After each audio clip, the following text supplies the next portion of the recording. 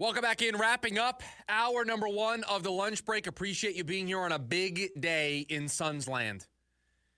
Today is one of the days we will look back on as the start of a chapter for the Phoenix Suns. The Jimmy Butler chapter, I believe, started yesterday when the Suns called up Utah and swung a deal that turned one unprotected first-round pick into three protected first-round picks that are swapped, and it could be a bunch of different teams. I am not going to try to explain to you how it works.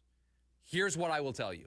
The Suns got three picks. When the draft rolls around, they're going to get the worst pick out of a bunch of teams that own a claim to that pick. So there's a bunch of teams that will just move first around, and the Suns will always get the worst end of that deal. That is what the Suns signed up for yesterday when they traded the 2031 unprotected first for three first-round picks. And they called up the Utah Jazz. And you know what they did yesterday? Well, don't hear it from me. Hear it from Bobby Marks. And if you think Phoenix is not all in and they're going to pivot away from Kevin Durant and Devin Booker, you are wrong. This trade just rubber stamps it that Phoenix is in business to try to go swing for the fences and try to turn around a season where they're hanging on for dear life for one of their final play-in spots. This team is battling it out right now to be in the play-in tournament. And yesterday, they made a move to push everything they own into the middle of the table. They yesterday showed that they continue to believe that this is fixable, that this is the right way out of this mess, because that's what it is. Not calling it a mess is being disingenuous. The Phoenix Suns are a mess. The Phoenix Suns this season should not be, to quote Bobby Marks, hanging on to one of the final spots of the playoffs, hanging on to dear life, to try to stay in the playoff race. That's not what this season, with this roster, with these adjustments, with what they did in this past offseason, this is not where this team is supposed to be. What they did yesterday shouldn't have been on the table. Think about this for a second. If the team played the way that they were built to play, the way that they're supposed to play talent-wise, the 2031 pick isn't even a topic of conversation. It's a non-starter. The only reason why we're here is because of how poorly this team has played. And yet this front office and this owner said the way we fix this is by digging the hole deeper. The way we get out of this is by committing for longer. Because yesterday, you know what you signed up for, Matt Ishbia? You know what you signed up for, James Jones? Do you know what you signed up for, Suns fan? Now, you didn't have a say, but you know what you got signed up for yesterday? Is 2.5 more seasons of this. You got signed up for the rest of this year, you got signed up for next year, and you got signed up for the year after that. Why do I say that? Because you know what's coming after they do all these moves? If they land Jimmy Butler, it's coming with a fancy brand new contract extension. Do you know what's also coming after they make all these moves? A brand new fancy contract extension for Kevin Durant. At least the next 2.5 seasons, you are going to watch this group try to win a championship. And you might watch this team blow through more coaches.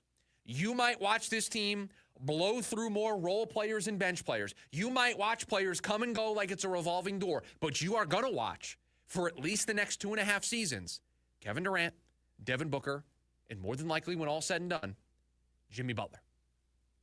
That is what the Phoenix Suns signed up for yesterday, and that is what they are going to continue to sign up for when they make all of these other moves.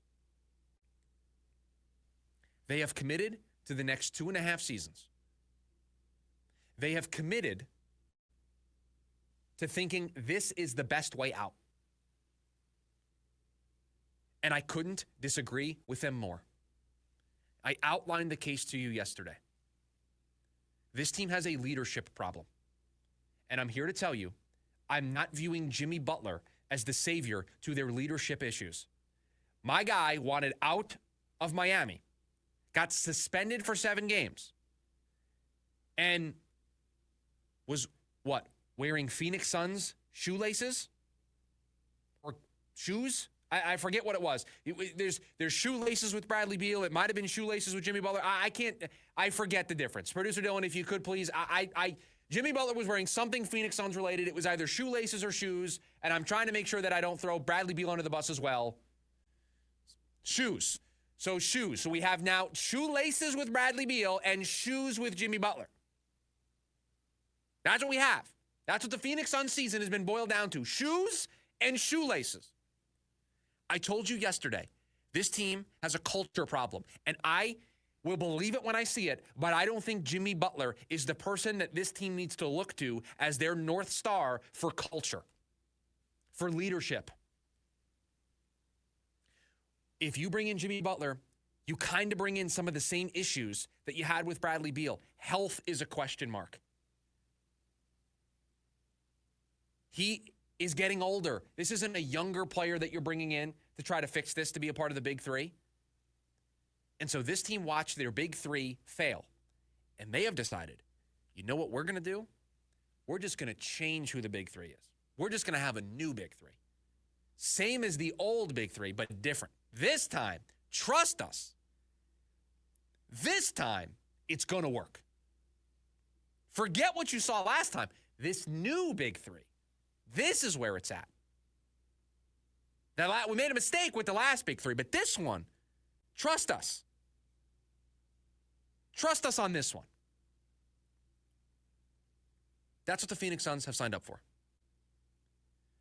You can always hop in the KDUS AM 1060 YouTube stream is a way for you to join the show, have your thoughts be heard. We shouted out Michael earlier as well, the only Suns fan that we've seen so far that is potentially happy about this. We've got 20 hooks in the chat as well saying who goes the other way in a Jimmy trade, and that's where we're at right now, right? They haven't done it yet, but the tease for the segment, I'll read it again. They haven't done it yet, but it's clear what they were trying to do. The reason why that's the tease is because it's so complicated. They have to get other people involved. It's why yesterday they acquired 3 first-round picks. They have to entice somebody, whether it's Milwaukee, whether it's the 4th or 5th team that gets involved in this. They have to figure out a way to land Bradley Beal somewhere where he's willing to move his no-trade clause and a team that's willing to take him on, and they got to use the draft picks to kind of just take the deal over the top, to sweeten the deal, to just be that little added incentive to have a team be willing to take on that contract. That contract is a disaster. And so you got to have a team, right? When teams try to trade up in the NFL draft, you just add that little extra, just a cherry on top. The Phoenix Suns need to use these additional first-round picks that they were able to swing yesterday. They had to make those picks the cherry on top, the sprinkles on top of the cupcake. That's what they needed to do. That's what they are going to do. And so a 4th team is going to be involved to make sure everybody can stay cap compliant, to make sure everybody can stay under the aprons that they want to stay under and just help facilitate this whole thing. But this is going to be one of the more complicated trades in NBA history when it gets done. And the Phoenix Suns, by doing so, are committing. They are looking at you in the eye, and they're saying, trust us. Forget what you've seen for the last year and a half and sign up for another 2.5 years of it. The remaining 40 games of this season, and at least 2 more seasons, because they're not done when they make a trade. There's contract extensions that are going to be handed out. There's more roster stuff that will be handled. There are other moves that will be made. Grayson Allen might be on the move. Yusuf Nurkic might be on the move. Other role players might find their way out as the Suns try to build a roster. But the Suns yesterday committed. They signed on the dotted line that they believe they can still win a championship. They told you yesterday they still believe a championship is in their future. They told you that they still believe their championship window is wide open. I'd argue it's slammed shut. I would argue, you know how sometimes you go to an Airbnb or a hotel and you can't open the window? I would argue that that's the Phoenix Suns right now. Their window doesn't open. It doesn't work. It's broken. The window is, you can see through it, and the glass is there, but it doesn't open or close. It's stuck. We got to call the maintenance person to help fix the window because it doesn't open or close. That's the Phoenix Suns right now. That's where they're at. And so I'm sorry. I am not going to all of a sudden change my tune and change my position. I've told you for weeks now, I don't think this team is a Jimmy Butler away from winning a championship. Does Jimmy provide a little bit more stuff than Bradley Beal does? Yes. But this team has a culture problem. They have a leadership problem. Devin Booker and Kevin Durant have been here for a couple of years, and it hasn't worked. Guess what? Those two guys are still here. Those two guys still hanging out. Those two guys still out there. My biggest criticism with the 2024-2025 Phoenix Suns is I don't think they're an actual team.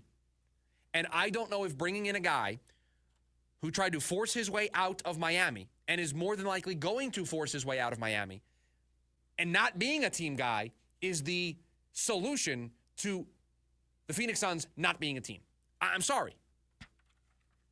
Sorry for not getting on board with this. But I think what the Suns did and what they are going to do here over the coming days and weeks ahead of the February 6th trade deadline, they are going to set their franchise back a decade. That's how impactful I think this move is.